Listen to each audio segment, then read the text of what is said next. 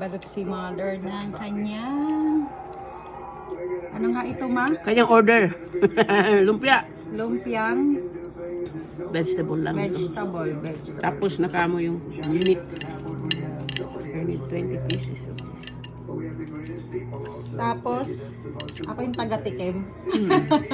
Tagatik. Yan. Saan natin lalagay yan, ma? Sa plato? Sa plato? Alam mo ba yung plastic doon? Ano? Ako, maabot mo kaya? Teka anak. Yung, kunin mo nga doon yung ano, tungtungan. Tungtungan doon, anak, kunin mo nga. Hindi ko abot, matangkad. Hindi, anak, kunin mo ako, akong kukuha. Oops, so.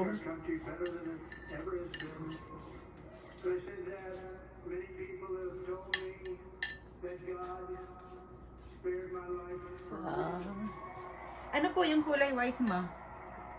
Ano yun? Cornstarch? Cornstarch para po madikim. Parang malaki yata. Malaki nga ma.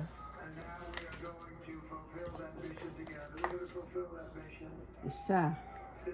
Kalahati lang siguro. Hindi, dalawa lang. Isa't kalahat. Dapat isa't kalahati lang. Dalawa lang. Bakit yung isa? Ilan yun? Sobra yun. Parang katulad ng ginawa ko yung sa ano.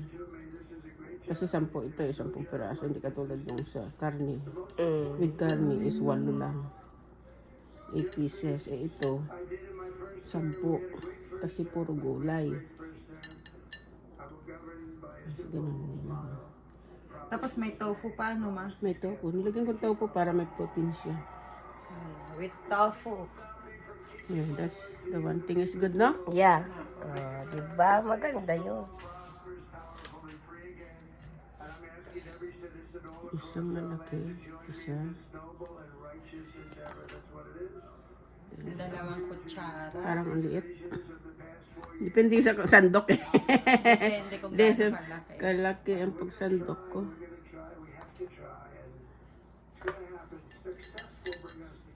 Yan.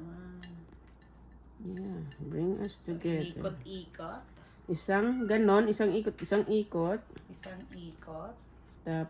Tapos ayusin lang. Tapos ganyan. Paikot-ikot. Lili!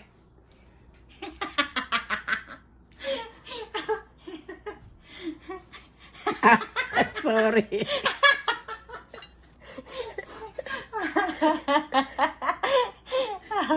Nananawagan. Nananawagan po ka. Pwede naman ilagay mo na lang doon. So, hihintayin mo siya kumulo?